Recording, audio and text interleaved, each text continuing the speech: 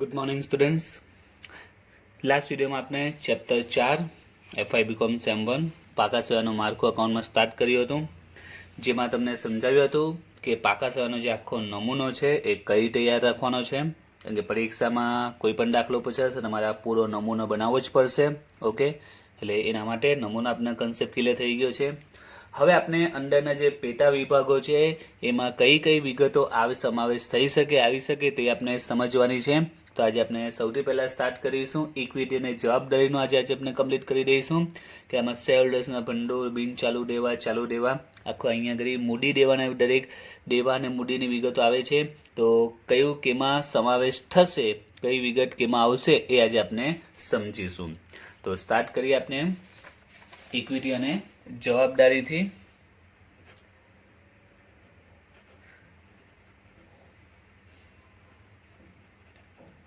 તો ઇક્વિટી ને જવાબદારીમાં સૌથી પહેલો જે પાર્ટ છે તે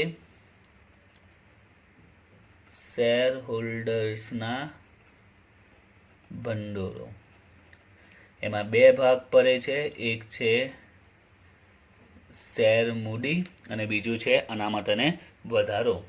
તો હવે આ પોઈન્ટ પણ મોસ્ટ ઇમ્પોર્ટન્ટ છે કે તમને પાકા સેવાનો આખો નમૂનો આવડી ગયો, બરાબર છે, ઘણી સારી વાત કહેવાય. પરંતુ હવે એ પણ ખબર હોવી જોઈએ કે શેર મૂડીમાં, અનામત વધારોમાં, લાંબા ગાળાના ઉછીના નાના, લાંબા ગાળાની જોગવાઈમાં કયા કયા દેવા આવે, કઈ કઈ વિગતો આવે એનું નોલેજ હોવું પણ જરૂરી છે, તો જ દાખલામાં તમે એન્ટ્રી આપી શકશો. તો આપણે એ સમજવાનું છે કે આમાં કઈ કઈ વિગતો સમાવેશ થશે. તો સૌથી પહેલાં વાત કરીએ શેર મૂડી, જે સૌથી ઇઝી છે. તો શેર મૂડીમાં શું આવી શકે તે તો સિમ્પલ જ છે. શેર મૂડી આવે, આપણે બે પ્રકારની શેર મૂડી આપણે ખબર છે, એક છે ઇક્વિટી શેર મૂડી અને બીજું છે પ્રેફરન્સ શેર મૂડી. ઇક્વિટી શેર મૂડી અને પ્રેફરન્સ શેર મૂડી. તો શેર મૂડીમાં ઇક્વિટી મૂડી અને પ્રેફરન્સ મૂડી બે જ વસ્તુ આવી શકે. પરંતુ આમાં પણ જે નવો પોઈન્ટ આવે એ તમને ખબર હોવી જોઈએ કે ઇક્વિટી શેર મૂડીમાં તમને આવશે કે દાખલામાં તમને ઇક્વિટી શેર મૂડી આપેલી હોય, એની સાથે સાથે દાખલામાં તમને શેર જપ્તી અને બાકી હપ્તા પણ આપી શકે છે. તો આપને ખબર છે 12મા ધોરણમાં આપણે શેર મૂડીના વ્યવહારોવાળું ચેપ્ટર બની ગયા છે, બીજા ભાગમાં અકાઉન્ટમાં, તેમાં શેર જપ્તી અને બાકી હપ્તા વિશે તમે બની ગયા છે. તો શેર જપ્તી અને બાકી હપ્તા એ શેર સાથે રિલેટેડ પોઈન્ટ છે. તો એની ઇફેક્ટ જો દાખલામાં શેર મૂડી સાથે શેર જપ્તીને બાકી હપ્તા આપેલા હોય તો એની અસર તમારે કેમ આપવી પડશે? શેર મૂડીમાં. માની લો કે દાખલામાં શેર મૂડી 5 લાખ આપેલી છે, શેર મૂડી કેટલી આપેલી છે? 5 લાખ, અને સાથે સાથે દાખલામાં શેર જપ્તી પણ આપેલી છે અને બાકી હપ્તા પણ આપેલા છે. શેર જપ્તી પણ છે અને બાકી હપ્તા પણ છે. માની લો કે શેર જપ્તી છે 10,000 અને બાકી હપ્તા છે 8,000. તો આવી સિચ્યુએશનમાં શેર જપ્તી અને બાકી હપ્તા બંનેની ઇફેક્ટ શેર મૂડી પર તમારે આપવી પડશે, એટલે કે શેર મૂડીમાં એની અસર થશે. તો શેર જપ્તી હોય અને બાકી હપ્તા હોય તે તો આપણે ખબર છે. બાકી હપ્તાની ચલો વાત કરીએ, એટલે કે પૈસા બાકી રાખ્યા છે, ભર્યા નથી. કંપનીની કુલ શેર મૂડી 5 લાખ છે, એમાંથી 8,000 તો બાકી છે, આવ્યા જ નથી, એટલે એ રકમ 5 લાખમાંથી શું થાય? માઇનસ થાય છે, બરાબર છે. બાકી હપ્તા માઇનસ થાય છે. અને શેર જપ્તી પણ આપણે ખબર છે. શેર જપ્તીમાં આપણે શું કરીએ કે જો કોઈ શેર હોલ્ડર પૈસા ન ભરે તો એ જેટલા પણ ભરેલા હોય આપણે જપ્ત કરી લઈશું, લઈ લઈશું, એટલે એટલા રૂપિયા આપણી પાસે આવી જશે, એટલે એ શું થાય? પ્લસ થાય. એટલે આપણી શેર મૂડી એકચ્યુઅલમાં કેટલી બની જશે? 5 લાખમાં 10,000 ઉમેરીશું તો 5 10, એમાંથી ત્યાર પછી 8,000 માઇનસ કરીશું તો 5 લાખ ને 2,000 થઈ જશે. તો આ પોઈન્ટ યાદ રાખવાનો છે કે જો શેર જપ્તી આપેલી હોય તો એ શું કરવાની? ઉમેરી દેવાની, અને બાકી હપ્તા જો આપને આપેલા હોય તો એ બાદ કરી દેવાના. કેમાંથી? ઇક્વિટી શેર મૂડી માંથી, બરાબર છે. ઇક્વિટી શેર મૂડી પર શેર જપ્તી અને બાકી હપ્તા આવશે. પ્રેફરન્સ પર બી આવી શકે પણ ચાન્સ ઓછા છે, મોટા ભાગે ઇક્વિટી પર જ આવશે. તો શેર મૂડીમાં બસ તમારે આટલું જ યાદ રાખવાનું છે. ઇક્વિટી શેર મૂડી, પ્રેફરન્સ મૂડી અને શેર જપ્તી અને બાકી હપ્તા હોય તો શેર જપ્તી પ્લસ થશે અને બાકી હપ્તા માઇનસ થશે. ત્યાર પછી બીજો ભાગ છે આમાં, એ છે અનામત અને વધારો. તો અનામત વધારો એ પણ સિમ્પલ જ છે. તમને અનામતો વિશે ખબર જ છે. 12મા ધોરણમાં આપણે અનામતો ભાગીદારો વચ્ચે વેચતા હતા, તો તમને યાદ જ હશે. તો કઈ કઈ અનામત આવી શકે? તો એક સિમ્પલ અનામત, એ છે સામાન્ય અનામત, બરાબર. ત્યાર પછી બીજી આવતી હતી રોકાણ વધઘટ અનામત, બરાબર. સામાન્ય અનામત, રોકાણ વધઘટ અનામત. ત્યાર પછી ડિબેન્ચર પરત નીતિ, નફા નુકસાન ખાતું, ત્યારબાદ કારીગર અકસ્માત વળતર ભંડોળ. તો આ મુખ્ય અનામતો છે જે તમને દાખલામાં જોવા મળશે. એ સિવાય તમારે ખાસ યાદ રાખવાનું છે, જે 12થમાં વધારે યુઝમાં નહીં આવતી હતી, જામીનગીરી પ્રીમિયમ. તો અહીંયા ભૂલ નહીં પડે. અહીંયા ઘણા વિદ્યાર્થીઓ ભૂલ કરી બેસે છે, કારણ કે આ જે શરૂઆતની 5 છે ઓલમોસ્ટ ખ્યાલ આવી જશે, પણ જામીનગીરી પ્રીમિયમ એ ભૂલી જવાય છે. જામીનગીરી પ્રીમિયમ એ શું છે? અનામત છે. યાદ રાખજો, જામીનગીરી પ્રીમિયમ એ શું છે? અનામત છે. આ સિવાય પણ અનામતો ઘણા પ્રકારની આવી શકે છે, જેમ કે ડિવિડન્ડ, સમીકરણ ફંડ કે ભંડોળ, મૂડી અનામત, મૂડી પરત અનામત. તો ઘણી અનામતો આવી શકે છે, પણ મોટાભાગની અનામત તમે વાંચો એટલે ખબર પડી જશે શબ્દ પરથી જ. જો સામાન્ય અનામત, રોકાણ વધઘટ અનામત, મૂડી અનામત, મૂડી પરત અનામત, આ યાદ રાખવાની કંઈ જરૂર નથી. નફા નુકસાન ખાતું એ પણ અનામત છે, પણ એમાં યાદ રાખજો કઈ બાકી? જમા બાકી. ઉધાર બાકી પણ આવી શકે છે. તો આમાં એક તમારે નોંધ યાદ રાખવાની છે. નફા નુકસાનની ઉધાર બાકી ને જમા બાકી બંને અનામત છે, પણ જો દાખલામાં નફા નુકસાન ખાતાની ઉધાર બાકી આપેલ હોય તો, જો દાખલામાં ઉધાર બાકી આપે તો શું કરવાનું? તો કુલ અનામતમાંથી બાદ કરવી. તો આ પોઈન્ટ યાદ રાખજો. જો નફા નુકસાન ખાતાની ઉધાર બાકી આપે તો એ કુલ અનામતમાંથી શું કરવાની? બાદ કરવાની. ઉદાહરણ તરીકે એક એક્ઝામ્પલથી સમજાવેલી ખ્યાલ આવી જાય. માની લો કે દાખલામાં સામાન્ય અનામત છે 50,000, બરાબર. રોકાણ વધઘટ અનામત છે 30,000, બરાબર. આ બે જ વસ્તુ છે. અને નફા નુકસાનની ઉધાર બાકી છે. નફા નુકસાનની, અહીંયા લઈ લઉં છું, નફા નુકસાનની ઉધાર બાકી આપેલી છે 10,000. તો આનો જ અનામત છે. સામાન્ય અનામત છે, રોકાણ વધઘટ અનામત છે, નફા નુકસાનની ઉધાર બાકી છે. તો એન્ટ્રી કઈ રીતે આપવાની? તો તમારે શું કરવાનું? અત્યારે નફા નુકસાનની ઉધાર બાકી એને ભૂલી જાઓ. આ બે જ અનામત છે, તો આ બેનો ટોટલ કરો તો આવશે 80,000. એટલે અનામતનો કુલ અનામત આપની કેટલી થઈ? 80,000. તો એ જ કહે છે કે કુલ અનામત માટે ને બાદ કરી દેવાની, એટલે આ 10,000 એમાંથી માઇનસ કરી દેવાના, એટલે કેટલા આવશે? 70,000 આવશે. એટલે આપણી ખરેખર અનામત વધારાનો ટોટલ કેટલો આવશે? 70,000 આવશે. ધંધાની પેઢીની કંપનીની અનામત કેટલી કહેવાશે? 70,000 કહેવાશે. એટલે કે જો દાખલામાં નફા નુકસાનની ઉધાર બાકી આપેલી હોય તો અનામતનો ટોટલ કરો, એમાંથી ઉધાર બાકી બાદ કરી દેવાની. તો અનામત પણ સિમ્પલ છે, યાદ રહેવી જ છે. એમાં જે નવું પોઈન્ટ છે કે અલગ છે, એ તમારે કઈ યાદ રાખવાની તે? તો જો સામાન્ય અનામત, રોકાણ વધઘટ અનામત, મૂડી અનામત, મૂડી પરત અનામત. આ તો શબ્દમાં જ કહી દે છે અનામત, એટલે ખબર પડી જશે. ત્યાર પછી નફા નુકસાન ખાતું આપણે ખબર જ છે અનામતનો ભાગ છે. કારીગર અકસ્માત વળતર ભંડોળ આ પણ 12થમાં આવી ગયું છે. તમારે ખાસ જે યાદ રાખવાનું છે તે ફરીથી કહું છું, જામીનગીરી પ્રીમિયમ. આમાં ભૂલ પડી જાય છે, એ અનામત છે જામીનગીરી પ્રીમિયમ. એ સિવાય બીજું છે ડિવિડન્ડ, સમીકરણ ફંડ, ડિબેન્ચર, પરત નિધિ. એ પણ યાદ રહી જશે, અઘરું નથી એમ. ઓકે. તો અનામત વધારામાં કઈ કઈ આવી શકે તે?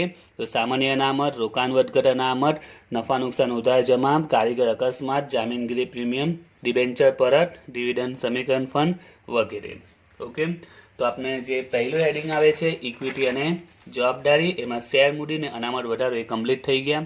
હવે બિન ચાલુ દેવા અને ચાલુ દેવા આપણે બંનેને સાથે સમજીશું, બંનેનો સાથે કન્સેપ્ટ ક્લિયર કરીશું. કારણ કે આમાં જે હેડિંગ છે તે સેમ જ છે.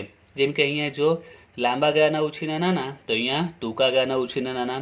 લાંબા ગાળાની જોગવાઈ, ટૂંકા ગાળાની જોગવાઈ. તો આપણે જે સિમિલર પોઈન્ટ છે ને સાથે સમજીશું, જેથી કરીને એક પોઈન્ટ બીજામાં ન જાય. રાઈટ. તો હવે આપણે જોઈએ લાંબા ગાળાના ઉછીના નાના અને ટૂંકા ગાળાના ઉછીના નાના, બંનેને સાથે સમજીએ. લાંબા ગાળાના ઉછીના નાના અને બીજી બાજુ ટૂંકા ગાળાના ઉછીના નાના.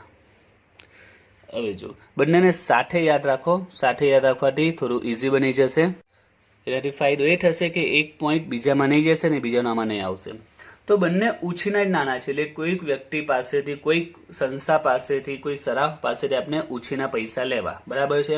હવે અહીંયા લાંબા ગાળા માટે લેવા, અહીંયા ટૂંકા ગાળા માટે લેવા. હવે વિચારો, ધંધામાં જો પૈસાની જરૂર હોય તો આપણે બિઝનેસમાં પૈસા કાંથી લાવીએ? તો એનો એક સૌથી સરળ રસ્તો અને કોમન રસ્તો એ છે બેંક.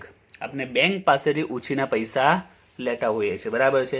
હવે બેંક પાસેથી તમને ખબર છે પૈસા કયા કયા સ્વરૂપે લઈ શકાય. બેંક પાસે જો અમારે પૈસા લેવા હોય તો એક લોન સ્વરૂપે લઈ શકીએ. બરાબર છે. ત્યાર પછી આપણે ખબર છે બેંક ઓવરડ્રાફ્ટ, સીસી. તો બેંક પાસે મુખ્ય 3 ઓપ્શન છે આપણી પાસે, લોન સ્વરૂપે, બીઓડી સ્વરૂપે અને સીસી, કેશ ક્રેડિટ. બરાબર, યાદ હશે તમને, કેશ ક્રેડિટ. તો આ રીતે લઈ શકીએ છીએ જો બેંક પાસેથી આપણે ઉછીના પૈસા લેવા હોય તો. ઓકે. તો આપણે પહેલાં એ વિચારે કે આપણા પૈસા ઉછીના ક્યાં ક્યાંથી મળી શકે, એ હું અહીંયા લખી દઉં છું. તો બેંક પાસેથી લેવા હોય તો કયા સ્વરૂપે? એક લોન સ્વરૂપે, બીઓડી સ્વરૂપે અને સીસી સ્વરૂપે. પ્રેક્ટિકલ વિચારો, કંપનીને જો પૈસા જોઈતા હોય, કંપનીને જો પૈસાની જરૂર હોય તો ક્યાંથી લઈ શકે? તો પહેલો ઓપ્શન બેંક. બેંક શું આપે? લોન આપે, બેંક ઓવરડ્રાફ્ટ અથવા તો કેશ ક્રેડિટ. ત્યાર પછી જો કોઈક જાહેર જનતા પાસે જાય તો જનતા પાસેથી પૈસા કઈ રીતે મળી શકે? તો જનતા પાસેથી, પબ્લિક પાસેથી પૈસા કયા સ્વરૂપે મેળવી શકે? તો આપણે ખબર છે કંપની ડિબેન્ચર બહાર પાડે છે. બરાબર છે. આપણે બધાને ખબર છે ડિબેન્ચર 12મા ધોરણમાં ભણી ગયા છે. તો ડિબેન્ચર એ કંપનીનું શું છે? દેવું છે. એની સામે મિલકતો ગીરવે મૂકવી પડે છે. બરાબર છે. તો ડિબેન્ચર એ કંપનીનું દેવું છે. તો ડિબેન્ચર એ જનતા પાસેથી ઉછીના લીધેલા પૈસા જ છે. એ જ રીતે કંપની બોન્ડ પણ બહાર પાડે છે, જે ડિબેન્ચર સ્વરૂપના જ હોય છે. ડિબેન્ચર છે કે બોન્ડ છે. આ સિવાય બીજું આવે છે જાહેર થાપણ. તો એ પણ એ પબ્લિક પાસેથી થાપણ સ્વીકારે છે. જેવી રીતે આપણે સામાન્ય પબ્લિક બેંકમાં થાપણ તરીકે પૈસા મૂકે છે, એના પર વ્યાજ મળે છે, એ જ રીતે કંપની પણ થાપણ તરીકે પૈસા સ્વીકારે છે. તો જનતા પાસેથી પૈસા લેવા હોય તો આ ઓપ્શન છે, ડિબેન્ચર છે, બોન્ડ છે અને જાહેર થાપણ છે. બરાબર. તો આના પરથી આપણે ખ્યાલ આવી ગયા. હવે આ સિવાય કોની પાસે જઈ શકે? હા, તો કોઈ મિત્ર કે ફ્રેન્ડ કે ડિરેક્ટર પાસે લોન લઈ શકે છે. ઓકે. પણ મુખ્ય રસ્તા આટલા જ છે, બેંક અને જાહેર જનતા, જ્યાંથી એમને સારી અમાઉન્ટ મળી શકે છે. હવે તમે વિચારો આમાંથી કયા પૈસા છે જે ટૂંકા ગાળા માટે હોય, લાંબા ગાળા માટે? હવે ટૂંકો ગાળો એટલે, ટૂંકો ગાળો કોને કહેવાય? તો ટૂંકો ગાળો એટલે 12 માસથી ઓછો સમય, એને ટૂંકો ગાળો કહેવાય. તો લાંબો ગાળો કોને કહેવાશે? 12 માસથી વધુ હોય તે. બરાબર. આ જે સમજાવું છું તે યાદ રાખજો. તમારા મોઢે ગોખું નહીં પડશે, તમને યાદ રહી જ જશે કે ઉછીના પૈસા આટલા સ્વરૂપે મળી શકે છે. હવે આમાંથી કયા લાંબા ગાળાના, કયા ટૂંકા ગાળાના, જવાબ તમે જાતે જ ખબર પડી જશે. ચલો વાત કરીએ લોન. તો સામાન્ય રીતે લોન 12 માસથી ઓછા સમયની હોય કે 12 માસથી વધારે સમયની હોય? તો તમે કહેશો કે 12 માસથી વધારે સમયની હોય. સાચી વાત છે. કોઈ પણ તમે લોન જો તો 5 વર્ષ, 10 વર્ષ, 15 વર્ષ, 25 વર્ષની હોઈ શકે છે. એટલે લાંબા ગાળાના ઉછીના નાનામાં શું આવી શકે છે? બેંક લોન આવી શકે છે, જે મોટાભાગે 5, 10, 25 વર્ષ, 30 વર્ષની હોય છે. પરંતુ એક પોઈન્ટ યાદ રાખજો, લોન 12 માસથી ઓછા સમય માટે પણ આવી શકે છે. એ કેવી સિચ્યુએશન છે? એ પ્રકારે બેંક 1 વર્ષથી ઓછા સમય માટે પણ લોન આપતી હોય છે. એટલે અહીંયા પણ લોન આવી શકે, પણ એ કેવી લોન આવે? ટૂંકા ગાળાની લોન આપણે એવું લખી શકીએ છીએ, અથવા તો 12 માસથી ઓછા સમય માટેની લોન ક્લિયર? તો મુખ્યત્વે તો લાંબા ગાળામાં જ આવશે, કોઈ પણ પ્રકારની બેંકની લોન હોય તે. પણ જો દાખલામાં સ્પષ્ટ કહ્યું હોય ટૂંકા ગાળાની લોન, 12 માસથી ઓછા સમયગાળાની લોન, તો પછી ટૂંકા ગાળાના ઉછીના નાનામાં આવી શકે. ફક્ત જો લોન આપે તો પછી હંમેશા લાંબા ગાળાના ઉછીના નાનામાં જ સમાવેશ એનો થશે. ત્યાર પછી વાત કરીએ બીઓડી અને સીસી. તો આપણે ખબર જ છે બીઓડી અને સીસી બેંક ઓવરડ્રાફ્ટ, ચાલુ ખાતામાં જમા રકમ કરતાં વધારે રકમ કંપની આપે છે બીઓડી. તો બીઓડી તમને ખ્યાલ હોવો જ જોઈએ કે બીઓડીનો સમયગાળો 1 વર્ષથી વધારે હોતો જ નથી. મોટાભાગે બીઓડી કેટલા સમયની હોય છે? તો એ 2 મહિનાની, 1 મહિનાની, 10 દિવસની પણ હોય, 5 દિવસની પણ હોય છે. એટલે બીઓડી એ કયા સમયના આવી જશે? ટૂંકા ગાળામાં. એ જ રીતે સીસી, તો સીસીનો પણ સમયગાળો મોટાભાગે નાનો જ હોય છે. એક યાદ રાખજો, સૌથી ઓછો સમયગાળો બીઓડીનો. સમયગાળામાં વાત કરીએ તો સૌથી ઓછો બીઓડી, એના પછી બીજા નંબર પર આવે સીસી અને એના પછી આવે લોન. સૌથી ઓછો બીઓડીમાં સમયગાળો મળે છે ચૂકવવા માટે, એનાથી થોડો વધારો સીસીમાં અને સૌથી વધારે લોનમાં. તો સીસી કેશ ક્રેડિટ, બરાબર યાદ છે ને બધાને? સીસી કેશ ક્રેડિટ, તો એ પણ કેમાં આવે? ટૂંકા ગાળામાં આવશે. તો ટૂંકા ગાળાના ઉછીનાનામાં એક ટૂંકા ગાળાની લોન, બીઓડી અને સીસી, જ્યારે અહીંયા બેંકની લોન. હવે જાહેર જનતા પાસે કંપની જો પૈસા લઈ તો ડિબેન્ચર સ્વરૂપે લઈ, બોન્ડ સ્વરૂપે અને જાહેર થાપણ. તો યાદ રાખજો, ડિબેન્ચર તમને ખ્યાલ છે કે ડિબેન્ચર જ્યારે કંપની બહાર પાડે છે તો એ 5 વર્ષ 10 વર્ષે પરત કરે છે. બોન્ડ બી ડિબેન્ચર જેવું જ સ્વરૂપ હોય છે. અને જાહેર થાપણનું પણ એવું છે, આજે બહાર પાડે છે તો કંપની લાંબે ગાળેના પૈસા રિટર્ન કરે છે. એટલે કે જાહેર જનતા પાસેથી જે પૈસા લે કે 1 વર્ષ માટે નહીં લે, આ હંમેશા કેના માટે લઈ? લાંબા ગાળા માટે જ ઉછીના પૈસા લે છે. એટલે આ બધું કેમાં આવશે? લાંબા ગાળાના ઉછીના નાનામાં. તો ડિબેન્ચર, બોન્ડ અને જાહેર થાપણ, આનો સમાવેશ કેમાં થશે? લાંબા ગાળાના ઉછીના નાનામાં. ક્લિયર? તો આના પરથી સારી રીતે કન્સેપ્ટ ક્લિયર થઈ ગયો હશે. લાંબા ગાળાના ઉછીના નાનામાં શું આવે અને ટૂંકા ગાળાના ઉછીના નાનામાં શું આવશે, રાઈટ? તો આમાં મુખ્યત્વે બેંક લોન, ડિબેન્ચર, બોન્ડ, જાહેર થાપણ. જ્યારે અહીંયા લોન આવે પણ સ્પષ્ટ આગળ શું લખેલું હોવું જોઈએ? ટૂંકા ગાળાની લોન, અથવા એવું લખે 12 માસથી ઓછો સમયગાળો, તો એ ટૂંકા ગાળાના ઉછીના નામ આવશે. એ સાથે સાથે બીઓડી અને સીસીનો સમાવેશ થશે. હવે આપણે આગળ જોઈએ તો લાંબા ગાળાના ઉછીના નાના અને ટૂંકા ગાળાના ઉછીના બે કન્સેપ્ટ ક્લિયર થઈ ગયા. તો જો આપણું શેર મૂડી થઈ ગયું, અનામત વધારો થઈ ગયો, લાંબા ગાળાના ઉછીના નાના જોઈ લીધા, ટૂંકા ગાળાના ઉછીના નાના જોઈ લીધા. હવે આપણે જોઈએ જોગવાઈઓ. લાંબા ગાળાની જોગવાઈ અને ટૂંકા ગાળાની જોગવાઈ, આ 2 પોઈન્ટને હવે ક્લિયર કરીએ.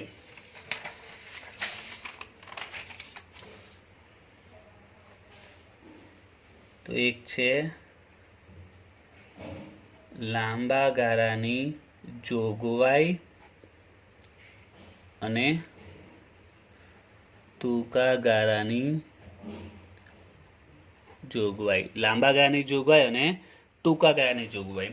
તો આમાં બી સૌથી પહેલાં તમારે એ સમજવાનું છે કે જોગવાઈ એટલે શું છે. એ ટાઈમ આપણે જોયું ઉછીના નાના, ઉછીના નાના ક્યાંથી મળી શકે, બરાબર? ત્યાર પછી લાંબા અને ટૂંકા ગાળામાં આપણે અલગ પાડ્યું.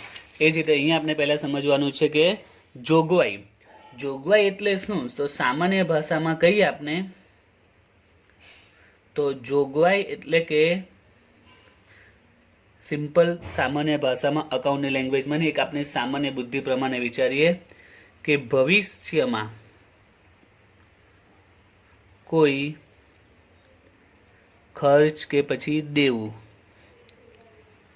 ચૂકવવા માટે અગાઉથી આપણે જે વ્યવસ્થા કરીએ છીએ તેને શું કહી શકીએ આપણે? જોગવાઈ. તો ભવિષ્યમાં કોઈ ખર્ચ કે દેવું થવાનું છે, આપણે ખબર છે કે ચૂકવવાનું છે, બરાબર છે? તેના માટે અગાઉથી આપણે જે વ્યવસ્થા કરી દઈએ ને જોગવાઈ. આ સિમ્પલ આપની કોમન લેંગ્વેજની ભાષામાં જો કહીએ તો જોગવાઈ કોને કહેવાય તે. ઇન શોર્ટ, આપના ઘરમાં કોઈ પ્રસંગ છે, ખબર છે ઘરમાં કે 2 વર્ષ પછી 3 વર્ષ પછી મેરેજ કે કોઈ ફંક્શન આવવાનું છે, તો અત્યારથી આપણે એના પૈસા અલગ મૂકી દઈએ છીએ, તો એને આપણે શું કહી શકીએ? જોગવાઈ કહી શકીએ, બરાબર? હવે કંપનીમાં વિચારો, કંપની એવા કયા પ્રકારની જોગવાઈ કરતી હોય છે, તેના માટે પૈસા અલગ રાખે છે? તો જો કંપની યાદ રાખજો, શેના માટે પૈસા અલગ રાખે છે? તો કંપની દર વર્ષે ટેક્સ માટે, કરવેરા માટે જોગવાઈ કરતી હોય છે. કારણ કે કંપનીએ રેગ્યુલર ટેક્સ ભરવો જરૂરી છે. એટલે કંપની શું કરશે, દર વર્ષે જ્યાં બી નફો મળે તો અમુક પૈસા અલગ મૂકી દે છે ટેક્સના માટે. એ જ રીતે ડિવિડન્ડ માટે સૂચિત ડિવિડન્ડ, કારણ કે કંપનીને જે નફો મળે છે, કંપનીને આપણે ખબર છે સાચા માલિક કોણ છે, શેર હોલ્ડર છે. તો શેર હોલ્ડરે પૈસા રોકેલા છે, બદલામાં એને શું આપવું પડે છે, ડિવિડન્ડ આપવું પડે છે. બરાબર છે.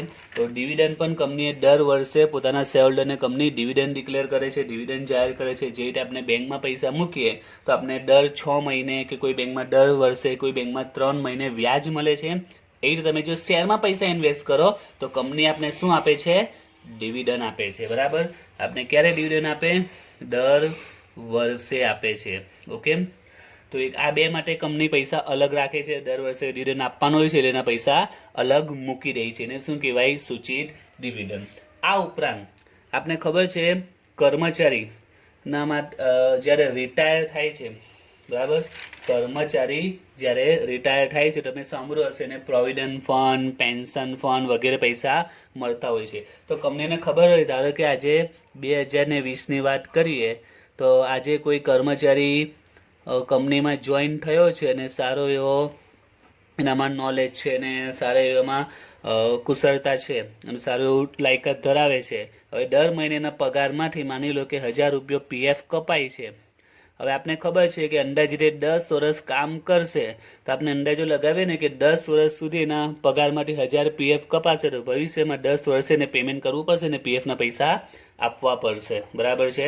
તો એના માટે પણ કંપની અલગથી જોગવાઈ કરે છે, જેને આપણે પ્રોવિડન્ટ ફંડના પૈસા કહીએ છીએ. તો આવી રીતના કર્મચારી માટે કંપની બીજા પણ બધા પૈસા અલગ રાખતી હોય છે, જેમ કે પેન્શન ફંડ, ત્યાર પછી તમને ખ્યાલ હશે કારીગર નફા ભાગ ભંડોળ, ત્યાર પછી કારીગર બચત ખાતા, કર્મચારી કલ્યાણ ફંડ, ગ્રેજ્યુઇટી. તો આ ગ્રેજ્યુટી શું છે તેના વિશે આપણે એસવાયમાં ડિટેલમાં ભણીશું અને દાખલા પણ આવશે.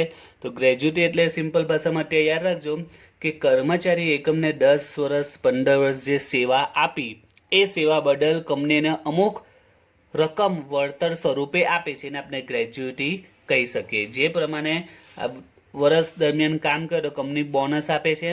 બરાબર છે. દર વર્ષે અમુક કંપનીઓ બોનસ આપતી હોય છે. વર્ષ દરમિયાન જો સારું કામ કર્યું તો સારું બોનસ આપે છે.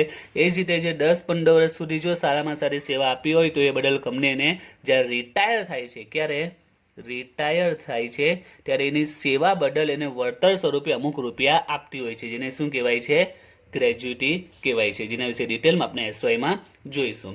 તો આ પ્રકારની કંપનીમાં જોગવાઈ થતી હોય છે. આના માટે લોકો પૈસા અલગ રાખે છે, ગ્રેજ્યુટી માટે, કારીગર નફા ભાગ માટે, બચત માટે, કલ્યાણ ફંડ વગેરે માટે. હવે આમાંથી કઈ લાંબા ગાળાની અને કઈ ટૂંકા ગાળાની, તો જુઓ, કરવેરા ટેક્સ કંપનીએ દર વર્ષે ભરવાનો હોય, દર વર્ષેના પૈસા અલગ રાખે છે. ડિવિડન્ડ બી દર વર્ષે ચૂકવવાનું એટલે એના પૈસા બી દર વર્ષે અલગ રાખે છે. પ્રોવિડન્ટ ફંડ ક્યારે ચૂકવવું પડે, રિટાયર થાય ત્યારે. પેન્શન ક્યારે આપવું પડે, રિટાયર થાય ત્યારે. તો આ બધા કોની સાથે રિલેટેડ છે, આ દરેકે દરેક જે પોઈન્ટ છે ને આ બધા કર્મચારી સાથે રિલેટેડ છે. કોની સાથે રિલેટેડ છે, આ બધા કર્મચારી સાથે. તો બસ એ યાદ રાખજો, કર્મચારી સાથે રિલેટેડ કોઈ પણ દેવા હોય ને એ બધી જોગવાઈ કેમાં જાય, લાંબા ગાળામાં. કારણ કે કર્મચારીને લાંબા ગાળે આપવાનું છે, દર મહિને દર વર્ષે કંપની આપતી નથી. ક્યારે આપે, લાંબે ગાળે આપે છે. એટલે આ બધી જે જોગવાઈ છે, પ્રોવિડન્ટ ફંડ, પેન્શન ફંડ, કારીગર નફા ભાગ, કારીગર બચત, કલ્યાણ, ગ્રેજ્યુટી, ઇન શોર્ટ કર્મચારી કારીગર સાથે રિલેટેડ દરેક પ્રકારના જે જોગવાઈ છે, દેવા છે, બધું કેમાં જશે, લાંબા ગાળામાં. જ્યારે બંને ટૂંકા ગાળા, કારણ કે દર વર્ષે થાય છે. કલ્યાણ જોગવાઈ અને સૂચિત ડિવિડન્ડ આપણે દર વર્ષે આની વ્યવસ્થા કરવી પડે છે, ફરજિયાત પણ એમ કહે તો પણ ચાલે.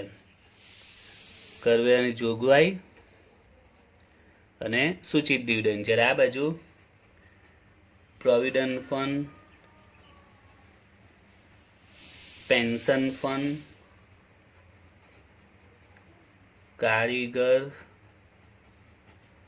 નફા ભાગ ભંડોળ,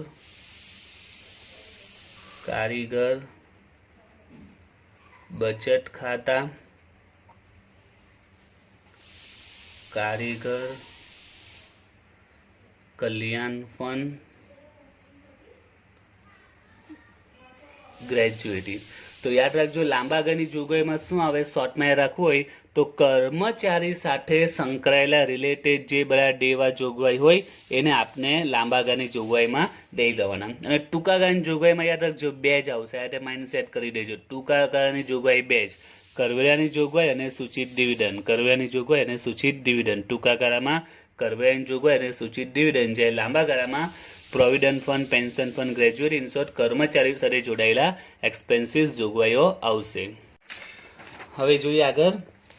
હવે શું બાકી બચ્યું છે, તો અન્ય લાંબા ગાળાના દેવા, અન્ય ચાલુ દેવા અને વેપારી લેણદારો. તો તને હવે એકદમ ઇઝી છે. જે ઇક્વિટી જવાબદારીમાં જે મેઇન પાર્ટ છે કવર થઈ ગયા છે. હવે કંઈ ખાસ બાકી નહીં બચ્યું. પહેલાં વાત કરીએ વેપારી લેણદારો. તો વેપારી લેણદારો આપણે બધાને ખબર જ હોવી જોઈએ. વેપારી લેણદારો અથવા તો એને વેપારી દેવા પણ કહેવાય છે. તેમાં 2 જ વિગત આવે છે જે આપણે દરેક જણને ખબર છે. શું આવે, તો એક છે લેણદારો અને એક આવે છે દેવી હુંડી. લેણદારો અને દેવી હુંડી 2 જ વિગત આવે છે. ઓકે, તો વેપારી લેણદારો અથવા વેપારી દેવા કવર થઈ ગયું, જેમાં લેણદારો અને દેવી હુંડી છે. તમને યાદ હશે જ, 12મા ધોરણમાં ભણી ગયા છે એ પ્રકારે. હવે શું બાકી બચ્યું, અન્ય લાંબા ગાળાના દેવા અને અન્ય, બંને અન્ય બાકી બચ્યા. તો જોઈએ, અન્ય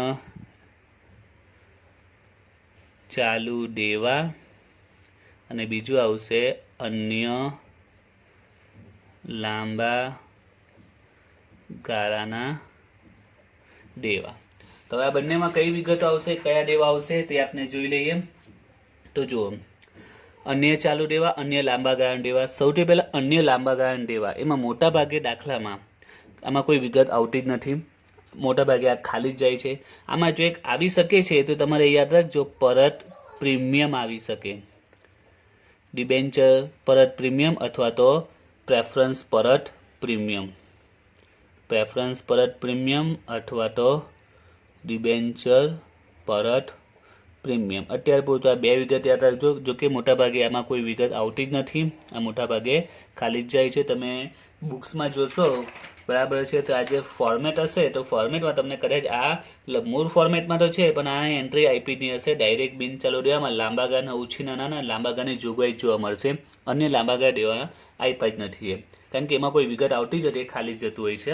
એટલે એમાં પ્રેફરન્સ પરત અને ડિબેન્ચર પર 2 વસ્તુ આવી શકે છે, પણ એના ચાન્સીસ બહુ ઓછા છે. એટલે તમે યાદ રાખજો પરત પ્રીમિયમ. જો કે આમાં એ સિવાય પણ બીજું આવી શકે છે, પણ આપણે જે કોર્સ છે એ પ્રકારે મોટાભાગે આ 2 જ વસ્તુ આવવાના ચાન્સીસ છે. ત્યારબાદ અન્ય ચાલુ દેવામાં તો હવે કંઈ બાકી બચ્યું જ નથી. મૂડી દેવા સહિત તમને ખ્યાલ છે, દેવા બાજુ જે દેવા આવી શકે બધા દેવા આવી ગયા છે. તો કયા દેવા બાકી બચ્યા છે, જે બાકી વધેલું ઘટેલું છે તે અન્ય ચાલુ દેવામાં આવશે. આપણે ઇક્વિટીનો આખો કન્સેપ્ટ ક્લિયર કર્યો કે દેવા સહિત જે વિગત આવે બધાને આપણે વેચી દીધા. તો એમાં જે બાકી બચ્યું તે અન્ય ચાલુ દેવામાં. તો એમાં શું બાકી બચ્યું, તો મુખ્ય 2 જ વિગત બાકી બચી છે. એક છે ચૂકવવાનો બાકી ખર્ચ, એ આપણું દેવું કહેવાય, અને અગાઉથી મરેલ આવક. ચૂકવવાનો બાકી ખર્ચ અને અગાઉથી મરેલ આવક, બસ આ 2 વિગત આમાં આવી શકે છે. એ સિવાય આમાં બીજું બાકી કંઈ પણ દેવું હોય તો આવી શકે, પણ બીજું કોઈ દેવું રહેતું જ નથી. આ 2 જ વસ્તુ આવશે, ચૂકવવાનો બાકી ખર્ચ, અગાઉથી મરેલ આવક. ક્લિયર? તો છેલ્લું અન્ય ચાલુ દેવા અને અન્ય લાંબા ગાળા દેવામાં તો વધારે આવતું જ નથી, એટલે એના પર એટલું ફોકસ કરવાની જરૂર નથી. આના ખાસ યાદ રાખજો, અન્ય ચાલુ દેવામાં જે બાકી બચ્યું તે ચૂકવવાનો બાકી, અગાઉથી મળે. હવે આમાં જે એક વિગત છે યાદ રાખજો, જો કે વિગત નવી ન કહેવાય, આનો જ એક ભાગ છે આ 2નો જ, એ છે નહીં મંગાવેલ ડિવિડન્ડ. હવે નહીં મંગાવેલ ડિવિડન્ડનો અર્થ શું થાય, ઇન શોર્ટ આપણી ભાષામાં કહીએ તો ચૂકવવાનું બાકી ડિવિડન્ડ કહેવાય. નહીં મંગાવેલ ડિવિડન્ડ એટલે શું કહેવાય, ચૂકવવાનું બાકી ડિવિડન્ડ. અને ચૂકવવાનું બાકી એટલે એને ચાલુ દેવામાં આવે. એટલે આ પોઈન્ટ યાદ રાખજો, નહીં મંગાવેલ ડિવિડન્ડ એ શું કહેવાય, સૂચિત ચૂકવવાનું બાકી ડિવિડન્ડ. જો સૂચિત ડિવિડન્ડ કહેવાય એટલે સૂચિત ડિવિડન્ડ એટલે કે પૈસા અલગ રાખ્યા છે, એને ટૂંકા ગાળાની જોગવાઈ કહેવાય. નહીં મંગાવેલ ડિવિડન્ડ એટલે કે ચૂકવવાનું બાકી છે, તો એ કેમાં આવશે, અન્ય ચાલુ દેવામાં આવશે. ક્લિયર? તો આ યાદ રાખજો, સૂચિત ડિવિડન્ડ ને કરવાની જોગવાઈ, ટૂંકા ગાળાની જોગવાઈ 2 જ વસ્તુ આવે છે. નહીં મંગાવેલ ડિવિડન્ડ ચૂકવવાનું બાકી કહેવાય, એ અન્ય ચાલુ દેવામાં આવશે. તો તો વિડીયો ફરીથી રિપીટ કરજો, કારણ કે આ બધા પોઈન્ટને સારામાં સારા ક્લિયર હોવા જોઈએ. કારણ કે જ્યારે પાકું સર્વે સ્ટાર્ટ કરવાનું આવશે, પાકું સર્વે આપણે જ્યારે સ્ટાર્ટ કરીશું તો એમાં આપણે પહેલાં તો ફોર્મેટ બનાવી દઈશું. હવે દાખલામાં બધી વિગતો આપેલી હશે, બધા દેવા આપેલા હશે, તો તમને ખબર હોય છે કયું દેવું કેમાં સમાવેશ થાય છે. એ કન્સેપ્ટ ક્લિયર હશે તો જ દાખલો આવડશે. 12મા ધોરણમાં શું આવતું હતું કે દરેકમાં એક એક વિગત આવતી હતી. તમે અહીંયા બ્રેકેટમાં લખો તો પણ ચાલતું હતું. આમાં એક કરતાં વધારે વિગત આવશે, એટલે થોડું ધ્યાન રાખવું જરૂરી છે. એના માટે આ કન્સેપ્ટ એકદમ ક્લિયર હોવો જરૂરી છે. તો નેક્સ્ટ વિડીયોમાં આપણે હવે સ્ટાર્ટ કરીશું. જે રીતે દેવાનું સમજ્યા એ જ રીતે આપણે મિલકતો વિશે પણ સમજીશું. ઓકે.